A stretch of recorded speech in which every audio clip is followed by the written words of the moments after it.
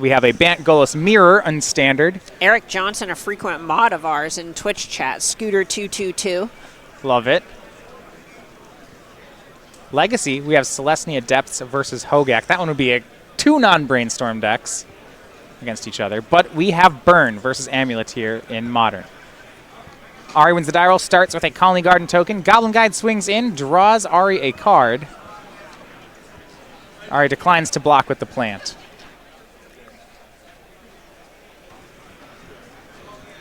And Gemstone Mine for double love it. Yeah, two. And Ari says, I do have a bounce land and a Primeval Titan. This is happening. Hey, Hey, take a counter off the Gemstone Mine, and then we'll go to the next game. Okay, Matthias. Searing Blaze. 3 and 3. Goblin Guide swings. Top card's another Primeval Titan. Primeval Titan, just in case. Oof. Well, Ari has enough mana with this Azusa to make both Titans. But he's not even going to do it. Ryan Layman making the mistake of paying more than one life this game. Yeah, this is actually lethal. Yeah, exactly. This is now going to be lethal with a Primeval Titan. Just give it a second. See, this is where I have to. You can do that annoying Amulet thing and say, but Ari could deal more than 20. Wow, what a punt! You know, he could go Azusa here, make extra land drops, Titan, make more mana, play second Titan, get this haste both Titans, blah blah blah blah blah. But this is also going to win. Yeah, I guess dealing 20 is fine too. Look, you gotta. It's not just about winning. It's about looking cool while you do it. You have to. The Amulet Spirit is you have to find the most convoluted winning line and then do that one. Oh yeah, I don't think it's about that, but it's about picking up a 1 minute and 55-second win in the first game of this match. All right. You just see both sides of the table kind of chuckling, going, "All right, well, that just happened." Well, 1-0. So this matchup, tends to be decent for the Amulet Titan deck. That doesn't always happen. But when Ari has these fast starts, there isn't much that the Burn deck does about it. Yeah, Amulet of Vigor in particular kind of breaks a lot of rules of what Ari's cards are supposed to do, right? Generally, entering the battlefield tapped is a drawback, and somehow it's a benefit when you have multiple Amulet of Vigors, so it just turns a lot of stuff on its head and gets real wild, real fast. And especially Burn, a deck where all your cards kind of fall in the same range, of most of your cards are lightning bolts. When your opponent's doing something like that, it's not like there's a certain draw that's going to save you here. Yeah, if you're on the draw especially, there is no turn 2 kill for Burn. No. Right, Ryan played a Searing Blaze and died. Right. That was turn 1 Goblin Guide, turn 2 Searing Blaze to blocker. That's what Burn draw. does. Yeah. There are some ways where some versions of Burn can win on turn 3. Okay. A bunch of Monastery Swift Spears get out of control and so on, but for the most part, you're kind of locked into winning on the 4th turn. And Amulet's pretty good at punishing that. Some draws are. Yeah. And then there are even some where you have something like Radiant Fountain or Kabira Crossroads that can buy you time against something like Burn, since the bounce lands let you keep replaying these lands. Right. So we will look at some sideboard for Ryan. Honestly, when I've seen this match, I usually play from the Amulet side, but I think Ryan doesn't want to get too far off his game plan here.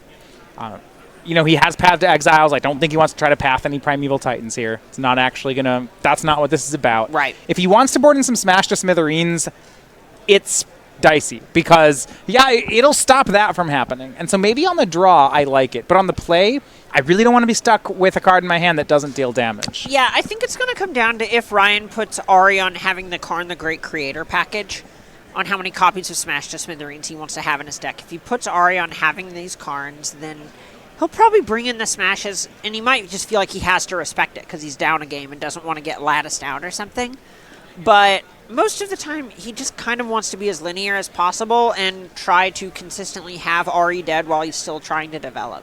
Yeah, and I like that you mentioned that because there has been some innovation with Amulet Titan. There's not a consensus deck going in this weekend. Ari is playing, I guess, what I'd call traditional Amulet Titan. He has not an artifact in his sideboard. No Karn the Great Creator. He still has 4 Gemstone Mine. He has added 1 copy of Field of the Dead to the deck. And that's really, in the last few sets, the only new cards we're seeing here. Yeah, outside of that, just kind of business as usual. Well, once upon a time. But No. other than those, not really doing too much to change the formula. Ari actually, this is an interesting choice of his. He has his Radiant Fountain in the main. He actually has a 2nd copy of Radiant Fountain in his sideboard. Well, that's pretty good for him here. It's excellent from here. It's actually surprising. You usually don't. That's not the one you see people double up on too frequently. No, and it might just be he feel like he needs to shore that up a little bit. Burn has been on the rise the last few sets, so this is the spot where you're going to want to make sure you have it. It's a ton of respect for Burn to put a 2nd copy of this in your deck. I mean, and he's not wrong. The games where Radiant Fountain is in your opener against Burn can be pretty laughable. Right, and you don't really need something like a 2nd Bojuka Bog right now. Yeah. There aren't many graveyard decks. There aren't lands that are that good at beating up on artifacts. And it's an interesting take, because the card you usually had a 2nd of in the sideboard was Cavern of Souls. Right. But Field of the Dead being added to the deck does a lot of the same things that Cavern of Souls does. It takes control decks late, is generally pretty annoying for them to deal with. So now you get to play Field of the Dead in the main, you do free up this extra slot. Right, and there is just not as much of a need for it. I mentioned that there were other builds out here. So for reference, I know Matthew Dilks is playing Amulet this weekend as well. Believe their team came to 2 copies of Field of the Dead in the deck, so they're using the extra spot on Field of the Dead. And they're also playing 2 castles to help ramp out these Titans earlier. Completely getting rid of Gemstone Mines and just playing a 2-color deck with breeding pools. Sure, so you're a bit of an Amulet aficionado, Matthias. Talk to me a little bit about what Castle Garenbrig does to the deck. I mean, honestly, what it does is it lets you play more reactive cards. So if you want to sideboard and you want to start sideboarding out things like Sakura Tribe Scouts, things that can ramp you to just play reactive things, you still need to make sure that you can ramp when you need to. Mm-hmm. And the castle just kind of lets you do that as an afterthought. Okay, sure. That makes a lot of sense. Once Upon a Time here for Ari Lax. This is an addition to the deck as a 4 of. A pretty natural fit for the deck. Yeah, Ancient Stirring was already a 4 of in the deck. You would probably play up to, 8-10 copies of that card or something if you could. So this is not quite as good as Ancient Stirrings, but sometimes like this, it's even better. Well, it can find creatures, which actually means next side by side with Ancient Stirrings, it's a really good addition. Right, Ancient Stirrings wouldn't have been able to find this Sakura Tribe Scout that Ari has. And that's going to be the start. It does open Ari up to a pretty big Searing Blaze. And, it's hard to say if Layman even has those in his deck still, since you kind of just want to be out the gates all the time. He probably wanted to bring in Skull Cracks for Radiant Fountain and the like. Yeah. And it's hard to say if he would have looked at cutting Searing Blaze or Lightning Helix in that spot. I think it depends how many he wants to cut. The Blaze is probably better than the Helix. Life gain doesn't really matter here. And Amulet has enough creatures that the Searing Blaze probably won't hide out in your hand. Now, is Searing Blaze good against Amulet? That's a little more debatable. Sure, and there's certainly a spot where Searing Blaze is going to be much better on the play, but you also need to have the ability to put a land onto the battlefield the turn you cast Searing Blaze. So a lot of times, it's not reliable to just hope it turns into a Lava Spike with a Primeval Titan. Big respect here by Ryan. He takes a Lightning Bolt and points it at the Tribe Scout. Swings in with Swift Spear for 2. Oh yeah, absolutely. This is something where you just want to make sure that the card ends up dying. Yeah, you don't want to see something like play Radiant Fountain for the turn, tap, put a land, bounce that into play, pick up Radiant Fountain. Right, and a lot of the time with Sakura Tribe Scout, that card's worth a full turn of development anyway. Right. So this is just hopefully ensuring that Ari doesn't skip too many turns ahead. Blockers for Ari. The Roof Bolt comes off Suspend. That one shoots down the Tribe Scout. That's an interesting one. At some point they will need to start going upstairs, but he'll attack in for 2. Ari, willing to get rid of a plant token for 2 life, stays at 17. And Layman dials up another Rift Bolt. With only 2 cards left in hand and Ari at 17, right, this is not looking very good for the burn side of things. That's the hard part, right, is that Ari, all this burn is going at 1/1s. Exactly. These Sakura Tribe Scouts were both healing salves, and that is a perfectly fine place to be. Yeah, Ari plays Amulet of Vigor. Another Tribe Scout picks up the bounce land, or rather the Gemstone Mine. And Ryan now has more work to do. Some good news for him. His teammate, Matthew Bevenour picks up game 1 on Legacy with Hogak. Interesting choice to bring 2 modern decks. Yeah.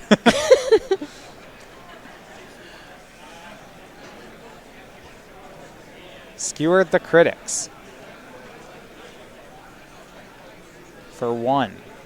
And To take the other 1 when he swings in for 3 more. the later that you're answering these copies of Sakura Tribe Scout, the less sense it makes to be doing it, because there comes a point where it's hard to tell how much the card's actually ramping you anymore. Yeah. Radiant Fountain found by Ari. I mean, you're right. At this point, Ari's going to make a Radiant Fountain this turn. And next turn, all it takes is a bounce land, and he has Titan mana. Right. He doesn't really need the Tribe Scout anymore. Oof. And in response to this trigger, here comes a Skullcrack. That's actually a big win there for Ryan. It's a 5-point life swing. Ooh. That is huge here. Yeah, Ari's going to drop down to 11. That happens. Actually make that 8. We missed. There was 3 more on the previous turn. Ryan filters through Fiery Islet. Goblin Guy to swing. Ari down to 5. Top cards Once Upon a Time. Now, if Ari has Primeval Titan this turn, he still can gain quite a bit of mana. Because there's a Radiant Fountain in play and 2 in his deck, Titan can do something simple like get Vesuva Fountain. So they're like, gain 4. Right, and because he does have a bounce land hiding out in his hand, it is possible for him to make a Primeval Titan with this Amulet of Vigor on the battlefield. Right. And a lot of times against Burn, that's just the name of the game, is how many Radiant Fountain triggers can I make resolve? Yeah, and 5 is kind of a comfortable life total. Yeah, 5 is, I mean, he'll be at 9, and there, Skullcrack's not up here. Right. Like, Primeval Titan on its own is a pretty reasonable clock. And this was a good one. You see, normally you'd pick up Radiant Fountain, but if Ari would have picked up Radiant Fountain here, then he cannot get Vesuva to copy Radiant Fountain, because Vesuva and Fountain will enter at the same time, so you actually need a Fountain in play for Vesuva to see. And this is a good setup for Ari. Do you go for the attack here on top of it? Your opponent might board in Path to Exile, and if they do, you're going to lose to it, so I don't think I do. Okay, perfect. If your opponent paths, and I like this from Ari, now Ari's at 9, everything's fine. Yeah, absolutely. You can assume with your opponent at 14 that you actually can just kill them next turn anyway. Look, if you untap with the Primeval Titan out of this deck, in this matchup, you win. Yep. It doesn't really matter. The only things that's going to happen out of Burn here is probably Path to Exile. I guess 2 Lightning Bolts, but if you had 2 Lightning Bolts, you were dead last turn. Exactly. So he doesn't. So you don't need to really protect this Titan. It's probably going to survive, and you'll win next turn. The thing Ari loses to the most here, he has covered with that die on top of his deck.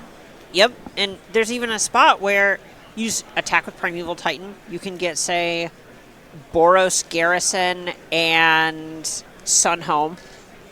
Sure. Get in for a bunch more, bounce a Radiant Fountain, just keep going. Yeah, right. You could get 2 bounce lands and pick up both your Radiant Fountains and then just keep playing them. Oh, yeah. It's some of the rudest stuff. But when your opponent's playing a deck with Lava Spike in it, and then you play Radiant Fountain, that's pretty messed up. Oh, negate. That should be good here. Block on Goblin Guide, Lightning Helix upstairs. That might buy another turn. Unfortunately, I don't think negate's going to let that matter. No. Well, Ari has to pay for his pact, so he has to tap out the blue mana. So Primeval Titan has this ability. Oh, it just does everything. This is its ability is that once it attacks here, Ari takes whatever cards in his deck he wants, puts them all in his hand, untaps all his mana. That's roughly what's going to happen. Yeah, more or less. At this point, Ari has entered the phase of the game where he's trying to figure out how he loses. This is a game he has effectively won, and he's just trying to make sure he doesn't find a way to put it in the garbage. So my thought would be, attack here. Don't give your Titan double strike. Pick up, get some blue bounce lands. Pick up both Radiant Fountains. Leave up that negate. Yep, sounds perfect. There's some temptation to get some red lands, either the Stronghold or the Sunhome, and I would say don't. This doesn't matter. Radiant Fountains are plenty good here. And Ari is going to pass. It's interesting. Okay. He probably doesn't have to do that. So what he was worried about was a lack of a blocker. But if he wanted to get around that, it's probably a better play to get Colony Garden and a blue bounce land. Colony Garden's in his hand. Okay, good. Colony Garden is his hand.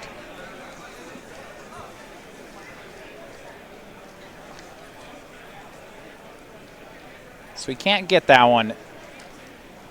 It's not too bad to do this play. There are stronger lines, but this should still be good. Yeah, this is just kind of avoiding the nightmare scenarios.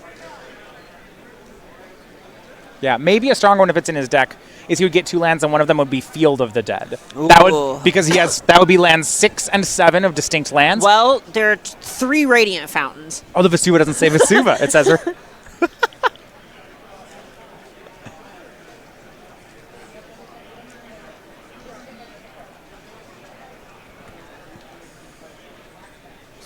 We see Once Upon a Time from Ari. Closing off those avenues of victory for Layman here. Layman, to get back in this game, he really, really wants something like Exquisite Firecraft to get through Negate, Yes. but I don't think he has any of those in his 75. Camille Titan can attack here.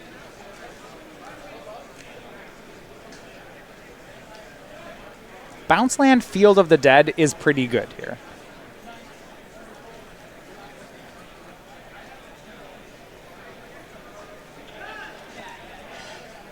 There's no need to get the red lands yet. Ryan's at 17, so he can't make it lethal here. Right.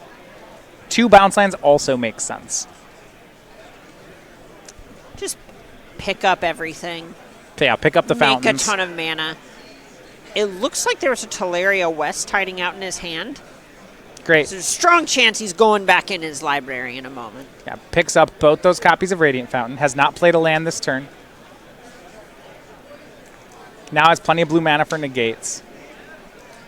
Transmutes Teleria West. Can find, if he still has a Pact of Negation in his deck, that's going to be excellent here. Ooh.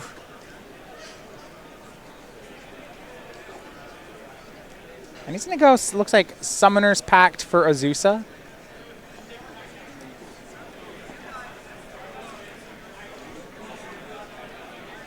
It's a blocker. That's fine, because Azusa now can make more Radiant Fountains. Oh. And we see Boros Charm was the try there. That was the 4 damage spell. Ryan took a shot, but Ari had the counter. And now it's Fountain, Fountain, Colony Garden. That's going to put Ari up to 8. That should put this out of play. Ari does need to pay for that pact, and the die is... One die for each mana. It pays 19 mana. Ooh, Wear Tear. So close, but a little late for that one here. Swift Spear gets blocked. Commander players Jeffrey Phillip and Andrew Lee. Commander players Jeffrey Phillip and Andrew Lee, your commander call is ready to begin. Please make your way back to the event stage.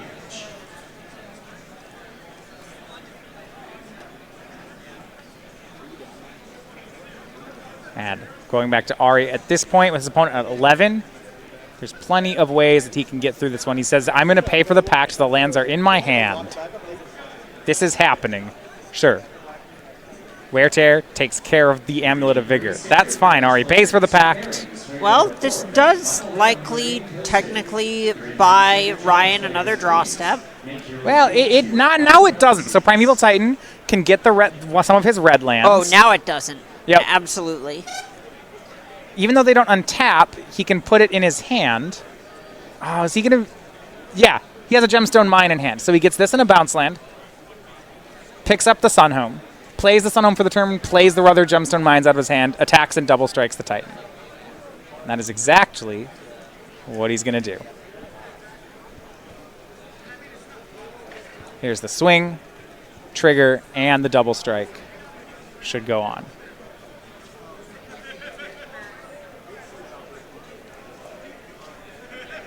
And Ryan extends the... Yeah. Look, Ari, look, I'm dead. And we got Ari Lex, 2-0 winner here with Amulet Titan on the modern seat. And Ari gets the first match win, but he's going to need one of his teammates to rally here to take the round. Both Danny Batterman and Eric Johnson are down a game. We are going to go over to Legacy first here, where Batterman is playing against Matthew Bevenour. We have Selesnya Depths and Hogak. Yeah, and these are just two decks trying to make a really big avatar. Right, we have two non-brainstorm decks here, which oftentimes in Legacy means the matches go really quick. Well, that's seems like it's going to be the case a lot of the time. They're both doing things that are fast, right? This Hogak deck is trying to use Altar of Dementia to flip a ton of cards into its own graveyard before completely milling the opponent out, and the Selesnya Adepts deck just wants to make a 20/20 as soon as possible. You can see that Altar of Dementia is in play for Bevenour. It's a Grave Crawler here, both players at 18. On Batterman's side, they have an Elvish Reclaimer in play with Thespian Stage. Something you have to be concerned about. Yeah? Merit Lage could be on the way here. That is a way to just get the Dark Depths out of the library.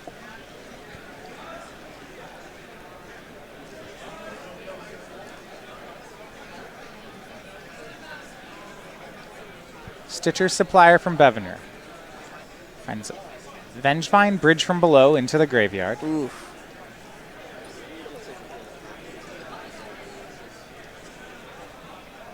Gonna sacrifice Gravecrawler to mill. Gets a zombie off Bridge from below. It's his first zombie. Gets to mill 2. Hogak and Hedron Oh Crab. my Now gosh. we have some fun. Does he have enough mana, though? Well, you can sacrifice Stitcher Supplier, target yourself, you'll mill 4, and get a zombie. And So there's your then, second creature to convoke. if you cast the Hogak, you get Vengevines back. So some fun is about to happen, is what you're saying. Well, it depends on which side of the table you're on. Let's watch this go. Bevenour, land for turn.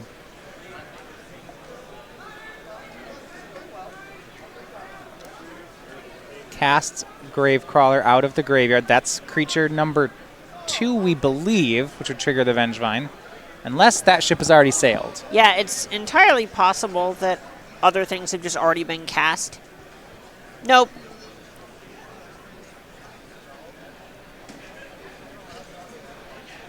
And Elvish Reclaimer in response is going to find a second Bazooka Bog and bog away Bevenour's cards. Now, the Gravecrawler is already on the stack, so that's going to happen. This still has to feel like a win on Batterman's side. Absolutely. So they get to exile Matthew's graveyard. 2-1 into play. But those cards are gone. That's 2 Hogaks have been exiled now. Right.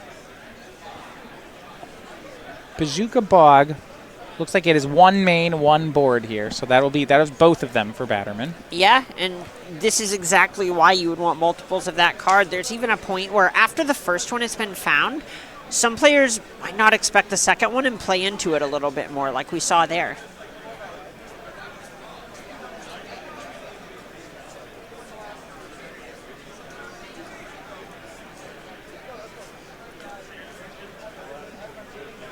And Bevenour passes. See another Reclaimer from Batterman. Didn't have the land. If they had the land, they could try to make a Merit Lage here. Over a few turns. Right. It would take a few turns for them to do it. They just need to find a mana source or a Dark Depths now.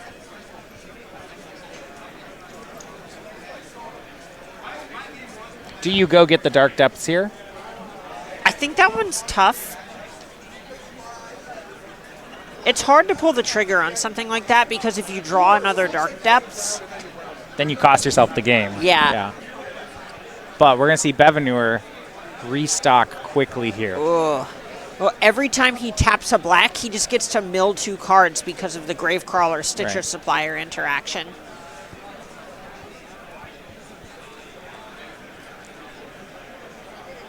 So he mills 3, then mills 4 more. Found another Hogak. It's crazy to think that there was a point when all of these cards were legal in Modern. Whoa, whoa, whoa. You didn't have careful study. You had faithless looting, okay? Right. Now here's Hogak.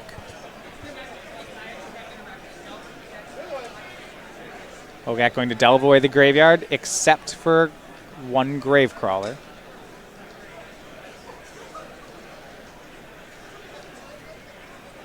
So what the missing thing is Bevenour would like to find a bridge from below? That's likely Right. the case here. A slightly interesting choice to not just cast a Gravecrawler and get it back to tap it there for the Convoke. Okay. But he's likely just plans to use the mana on something else if he can just find something to actually tap 2 lands for. Hogak goes over to the altar. That's going to mill for 8. We get 1 bridge from below, 1 Bloodghast. 2 more cards on the way. Does he find something else? It's another Bloodghast. Casts Gravecrawler from the graveyard. Land from hand. 2 Bloodghasts enter the battlefield. This is... Things are about to yeah. get saucy. I think they've already gotten saucy. I take that back. Sauciness was already achieved.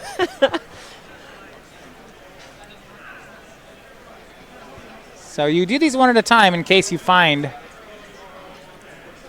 more bridge from belows.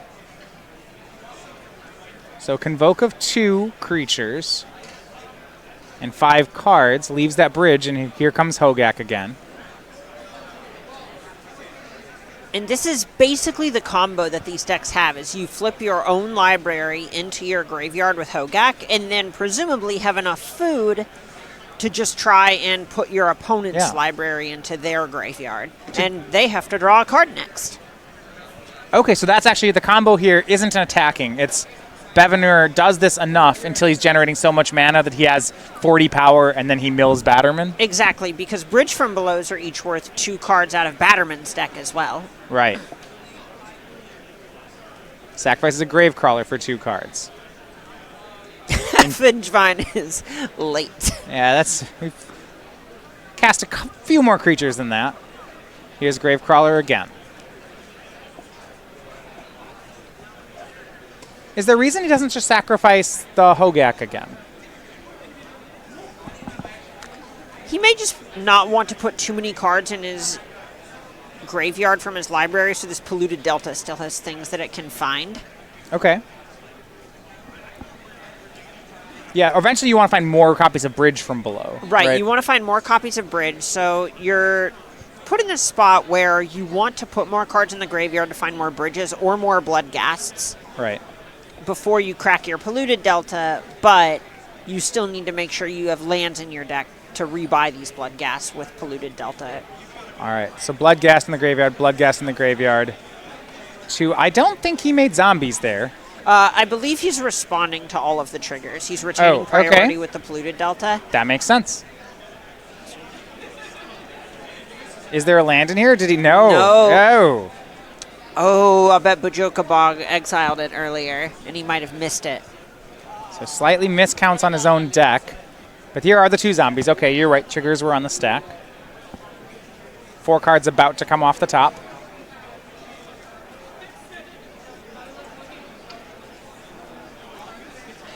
There's a bridge.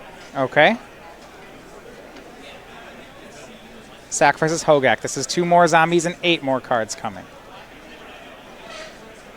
And remember, with that many zombies, every 5 cards in Layman's graveyard is 8 cards coming out of Batterman's library.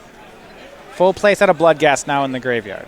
Ooh, and a third bridge. Third bridge. That is what's going to put this over the top here. But can he do it all this turn? Well, every time he sacrifices the Hogak, he gets food to recast the Hogak. That's the trick, because you get untapped zombies whenever Hogak goes to the graveyard. Right. So I believe, unless Batterman has something to pull it out here, I'm under the impression that Matthew actually just has it from here. Let's see if that... I think you're right. We're going to see how many times he can cast the Hogak. So, delves 5, taps 2. Here's Hogak again. Tapping a zombie and a Gravecrawler. Okay. So when he sacrifices it, he's going to get 3 more zombies. And at this point, is he milling Danny? I believe you can just mill Danny at this point. So you have 5, 10, you have 13 cards in your graveyard for Hogaks. And you don't actually have to exile the bridges until the last time. So that means you can get 9 more zombies in addition to the 6 you already have, which is 15. So 30 plus 8 times 3 is 54 cards. Well, here's the easy one. Matthew mills the rest of the cards in his deck. Oh, yeah, why not? All right. Well, now they're going to start targeting Danny. Right. I believe that Matthew can mill Danny for something to the tune of 80 or 90 cards here. All right. So cast Hogak. Right. It's just milling equal to power. So if we look at the board right now, there's 29 power worth of creatures. Right. And that's just that's just what we see here. Exactly. And assuming Danny has a 60-card deck at this point, he only has 49 cards in deck. All right, so sacrifices Hogak now. Danny is milled for 8.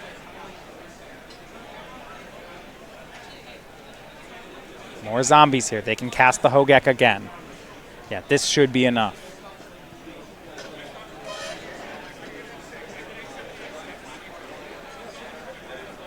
I just want to confirm that the game has been maintained correctly.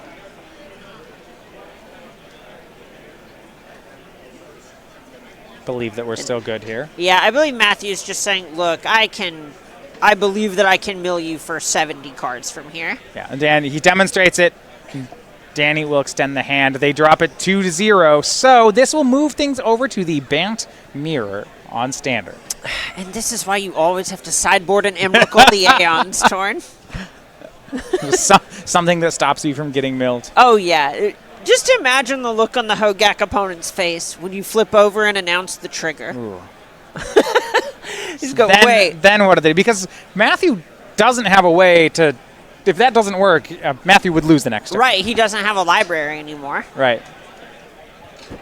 This is between Tim Turner and Eric Johnson. Tim took game 1. We are still in game 2. As we've been seeing this weekend, these Bant Mirrors in standard really are about going over the top. All right, and this looks like a slugfest if I ever saw one. just players lands. just have 10 lands on the battlefield. There are 3 Field of the Dead on Eric's side to 1 on Turner's. Right. So that's good for Eric. On Turner's side, it is his turn, so you're going to get to see how he's responding. Certainly something like a land and a Golos here would make these pretty close. Yeah, absolutely. That's the spot where all of a sudden Turner's pretty close to being able to just keep up with Johnson's zombie production. If there's a big difference between you making 1 to your opponent's 3 versus 2 to 3. Growth Spiral from Turner. Oh, beatdowns. Okay. We have Questing Beast on another zombie. You know what Questing Beast does? Guess. You'll be right. It goes on a quest? Everything. Questing Beast does everything. Most importantly, it's able to attack over any of Johnson's zombies in this situation. Right, that's the important part, right? Can't be blocked by creatures with power 2 or less. Uh-oh. Swings Speak in of for the devil. 4. How about a Questing Beast on the other side?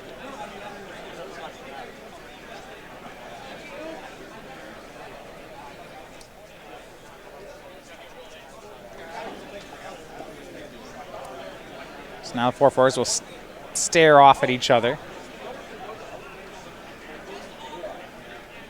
It still feels like, though, with life totals as high as they are, this game, even though Questing Beast is good... There's some game to play here, for sure. It doesn't feel like Questing Beast is what this is about. Someone needs to do something much bigger. Yeah, generally speaking, you want Questing Beast to be able to get stuff like Teferi Time Raveler off the battlefield. Sure. It's a good card in the middle of the game. I'm looking for, bigger things like a Golos here, maybe if they have a mass manipulation, something that really goes over the top. Right. You're very rarely going to be excited about Questing Beast, but it serves a role, and it's generally better than a bunch of the do-nothings in the main deck. That's true. Draw here. It looks like Turner's hand is an Oko, a Deputy of Detention, and a basic land. Oko, and another example of a card that Questing Beast just needs to be able to pressure. Right. 3 mana is going to be Oko from Tim. Questing Beast. Put some antlers on it. Taking its true shape. Questing Elk. I'd still play a card that was called Questing Elk.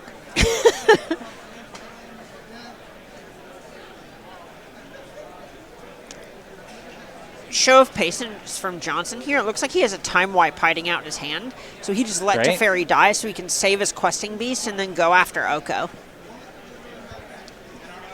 Big pickup here. No great targets yet. But we see on... So there's the time wipe from Johnson.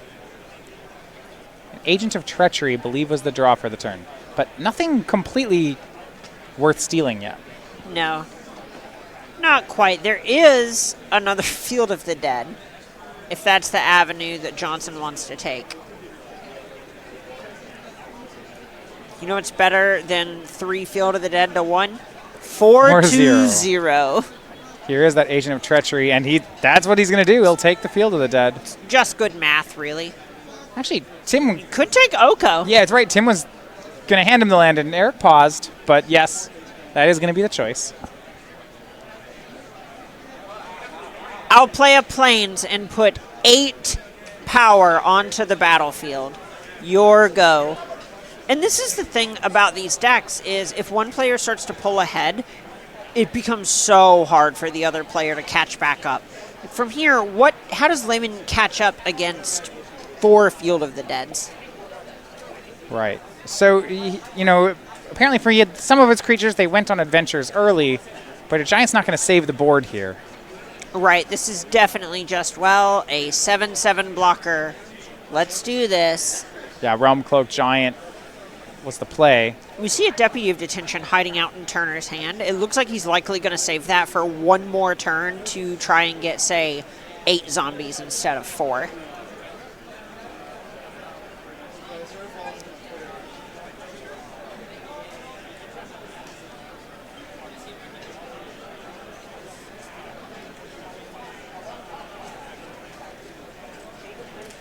Questing Beast again here from Eric.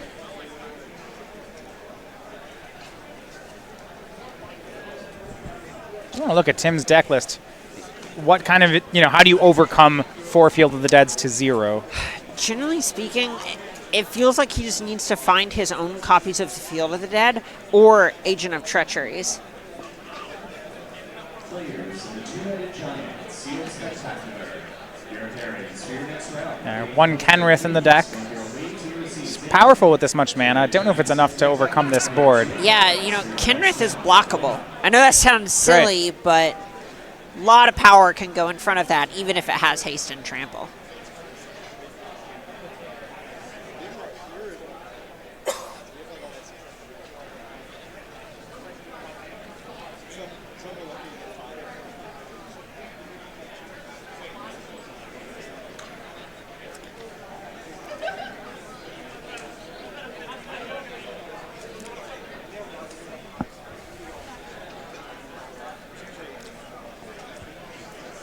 Just having a judge clarify the game state here.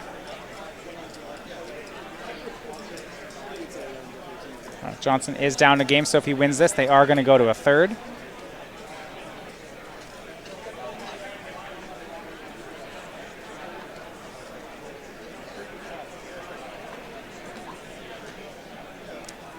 Growth spiraling to Once Upon a Time for Eric. Is a Golos in there? Gotta snap that off. Yeah. Oh, Hydroid Crisis. That's going to be better. On Eric's side, this game's going really well. I do feel like he might want to pay a bit more attention to the pacing here. If he needs to win a game 3, he's going to need some time to do it. Yeah, there's a spot where maybe spinning your wheels isn't necessarily the thing you want to be doing, but, that was at the end of Turner's turn. All right, back to Johnson we go.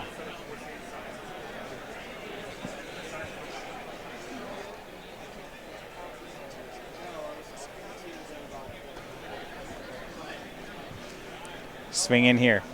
Block on the Agent of Treachery. But 6 more damage comes in. Tim Turner down to 7.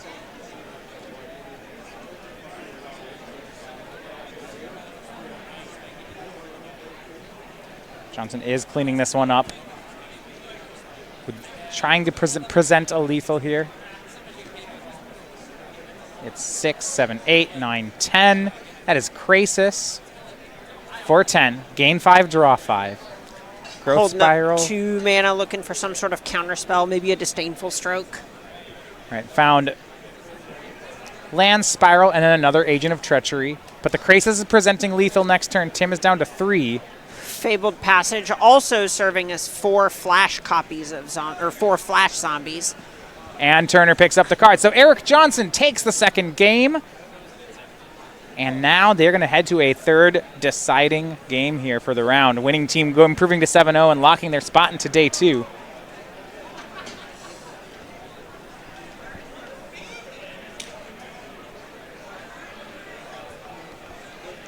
And this game, there's almost a point, it's rough, where you maybe want to sideboard in such a way where you're going to be better at attacking, more aggressive, because a draw is not really what anybody wants, but taking the time to change how you sideboard could almost undo the help that would give you. Yeah. You mean if you want to sideboard towards something a bit more aggressive here? Right. You could look into adding more power to your deck, things that are better at literally attacking just to try and get the game over with. Right.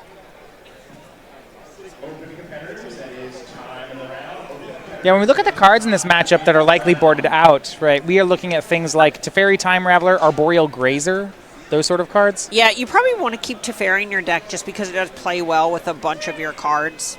And there are even spots where you're using his -3 on your own value creatures. Bounce your Sure. own Golos, Agent of Treachery, Hydroid Krasis, these value creatures that end up defining the late game. But Arboreal Grazer, great example of something that just really does not do enough in the matchup to warrant keeping it in.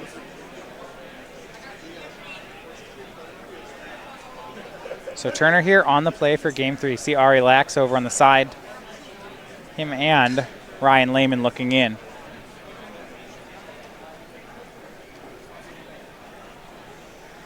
Turner snapping off a mulligan. Johnson's hand not too bad. It's got a Field of the Dead in it. Looks like it was heavy on lands and had a Circuitous Route. Yeah, I see a Growth Spiral. I see a Circuitous Route. This is what we call the draw. Yeah, if it didn't have a Field of the Dead in it, you'd probably keep it You anyway. keep it. But it's nice that it has one. Yeah, if you have 7 mana on turn 4, you just have to keep that hand basically every time. That's what your deck does. Exactly. You know, what 6 are you hoping is that much better than it?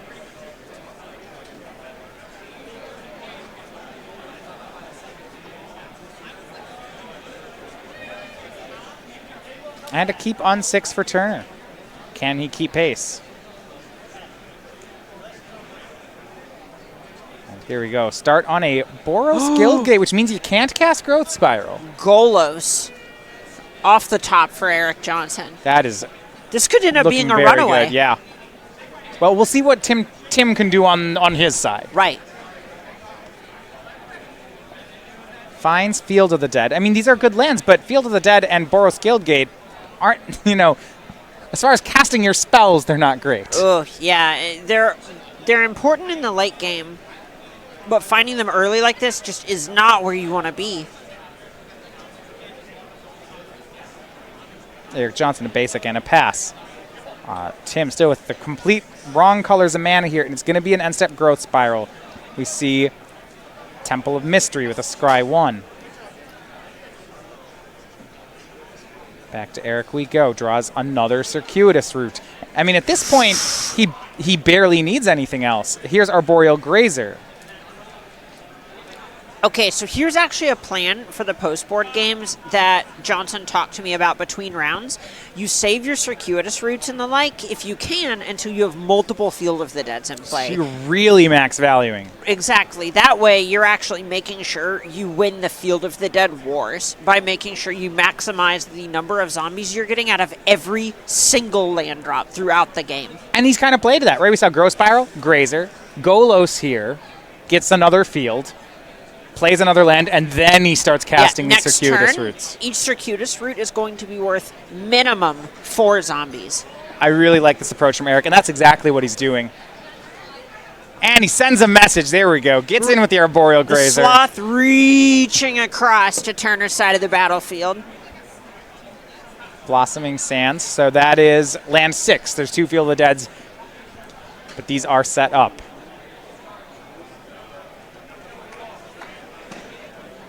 A lot of zombies are about to enter the battlefield here. And if Golos survives, well, I guess he doesn't have red mana or black mana yet, so it will be one circuitous route. Yeah, we'll just let our circuitous route resolve, and that'll fix itself. On Tim's side, he actually is the first one with zombies onto the battlefield. It is his own circuitous route, bringing him lands 6 and 7. And, you know, the thing is him having them first is not always going to be the most important thing.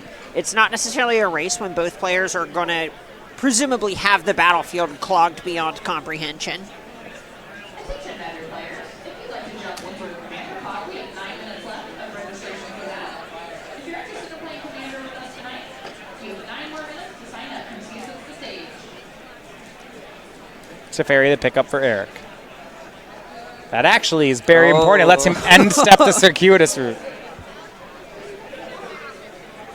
Time Raveler and Veil of Summer. Tim's just cycling through that one. Yep, you just want to get some sort of value out of it. A plus from Teferi. A pass for Eric. 5 minutes left in the round. This should be 4 zombies at instant speed as Golos attacks in. Oh, interesting. And is that no block? Okay, so he just didn't want to chump block with a zombie. Makes sense.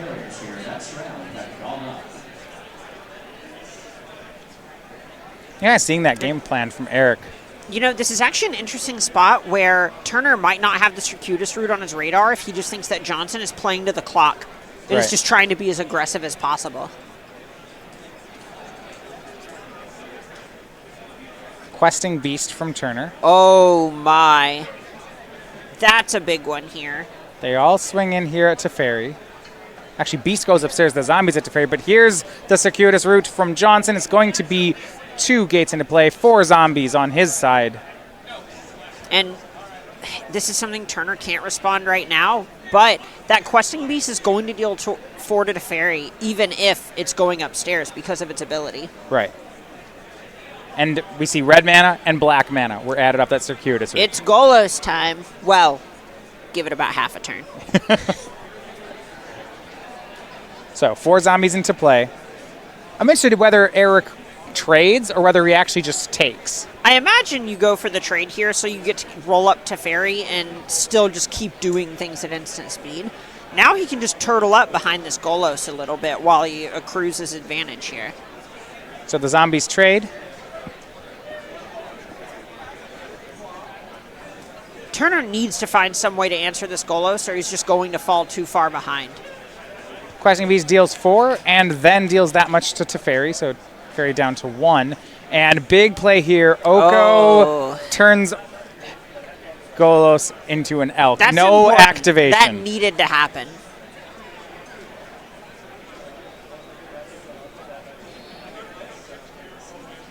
Yeah, and that actually takes away most of the firepower that Eric had. Well, he still has that circuitous route in his hand, and it looks like a Questing Beast of his own. Okay.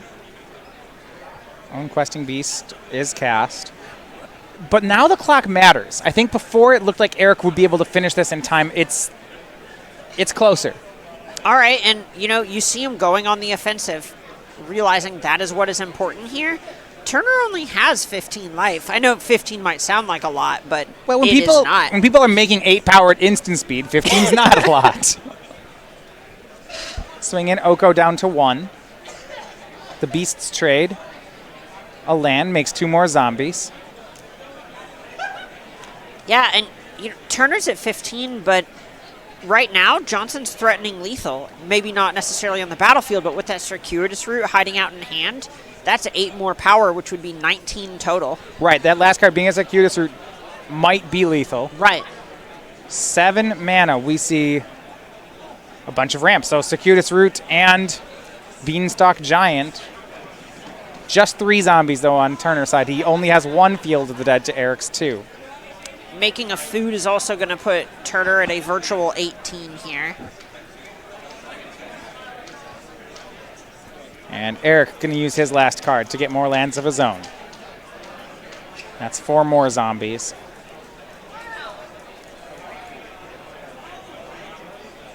We'll see. That means there are 12 zombies and an elk on Eric's side. We're talking several zombies. Well, if we do this right, there's 3 blockers. We'll get a for sure count. That is, if it's It might be 8. it's and just it, 8. Oh, yeah, they were yeah. they were at the ready. It Right. wasn't 12. Okay, so it's not a lethal swing, but it's getting there. Not to mention, if the Teferi sticks around one more turn, Teferi can unsummon the Golos, Eric can cast it, and immediately Wooburg it. Yep, and get another Field of the Dead. Just get so far Yeah. over the top. It won't matter. Now, he needs some time. As you know, we're reaching end of round, but he's got the advantage. All of them swing in. Oko is likely being ignored here. It's hard to say because you might end up dealing 4-ish to the Oko, but it's going to be worth at least 3 points the next turn. It's whether you want to actually commit that much power that way. All upstairs. See whether Tim if he can afford to double block the Golos, whether he chooses to do it. Looks like the 3 zombies trade, which means 5 get in, plus the elk. We'll get a life total here. It is not much. It is 1 away from lethal, as turn 0 belongs to Tim Turner.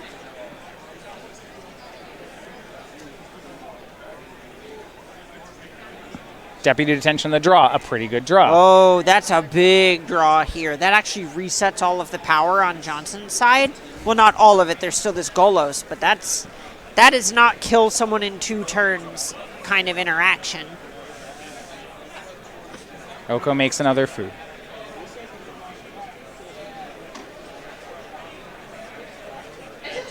There's deputy detention. All the zombies are gone. But there is that play where Teferi picks up Golos, and that play matters here, as there's a Beanstalk Giant on Tim's side. Did Turner actually find a way to turn this around? Beanstalk Giant has a lot of power. 3, 7, 11, yeah. And Oko can actually steal the Pilgrim by trading a food for it if it ults next turn. This may be an enormous upset from Turner's side. It's going to come down to what Eric's drawn here, what he can do with what he has.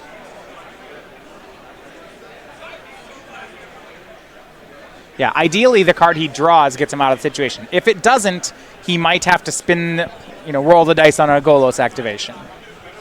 He certainly has the mana for it, like you were saying before. But maybe he's drawn something else. 7 mana here suggests an Agent of Treachery. Agent of Treachery would be a huge draw. No, looks like actually the 7 is he's just readying his Golos mana. So, Teferi bounces the Golos. Eric draws a card. Did that change things? It was a growth spiral. So his hand has 2 growth spirals in that Golos. Probably not changing things. Doesn't seem like it.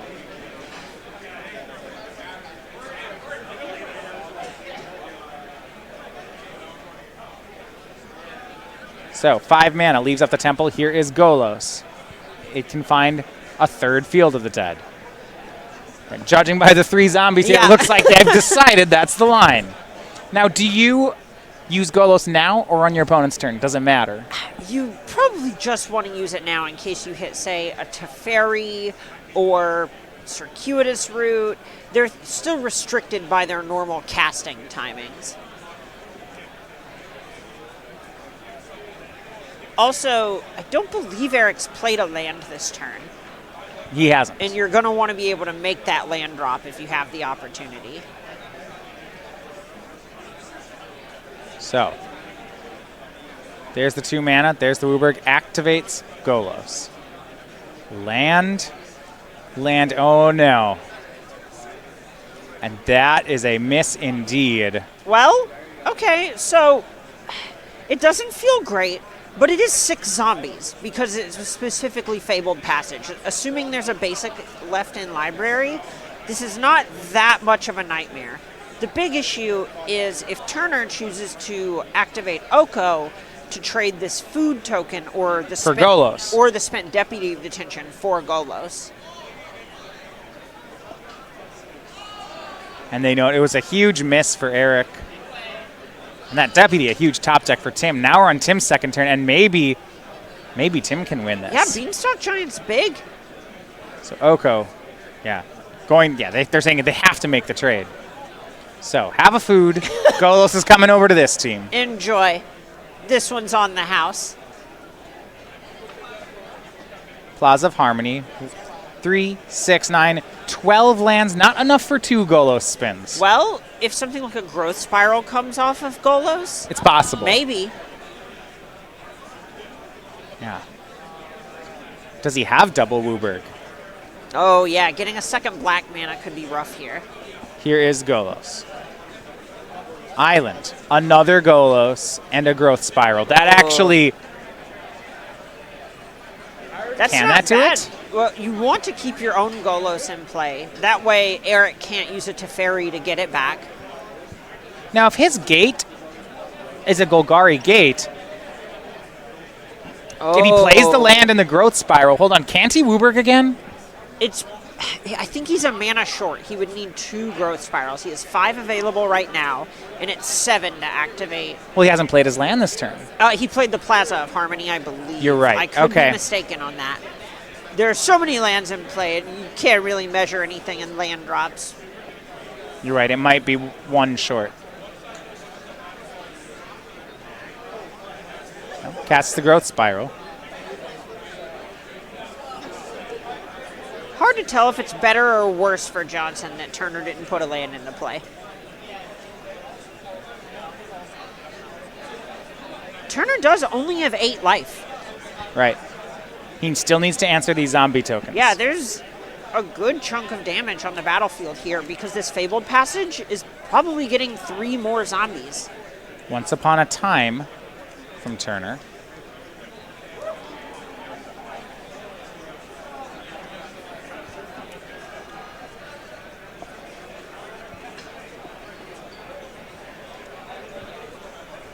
This is coming right down to it. Good grief.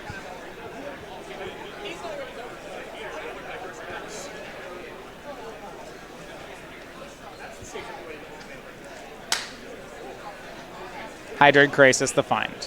Okay, so this is Turner basically saying, if I end up getting another turn, I want to make sure that Johnson can't kill me the turn after that. And that makes sense. You know, these turns do favor Turner, but because he has Golos in play. But not now. The extra turn count That matters. is 5 blockers on 9 2/2s with Tim at 8, which is I don't think that's going to do it. Pretty good for Johnson. Yeah, growth spiral cast here by Eric. What an interesting swing on things. You're right. I think believe it's enough. this is exactly 8 coming across. And then the food is on the other side, so Yeah. Turner can't gain the life.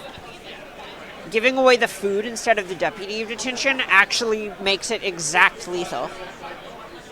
Oh, wow. That does look like it's the situation.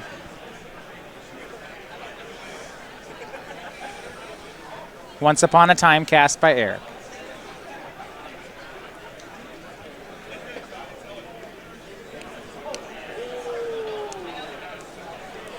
Finds a Deputy of Detention. That's something he... Sure, I mean, it removes a blocker. Yeah, basically just saying, all right, well, if this ain't good enough, I don't know what is.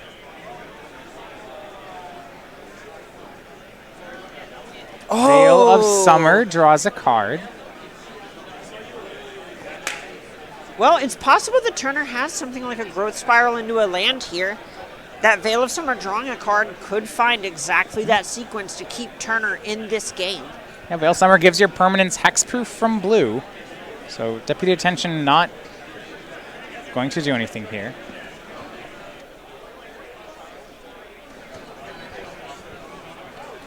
And here's the swing. Is there a growth spiral? Can Tim make some surprise blockers? All right, what is it? And it is a handshake. That's what it is. Eric Johnson finds it on turn 3 with an exact swing of zombies. The mirror goes their way, and the team of Batterman, Lax, and Johnson go to 7-0, punching their ticket for day 2. First team to lock it up as well.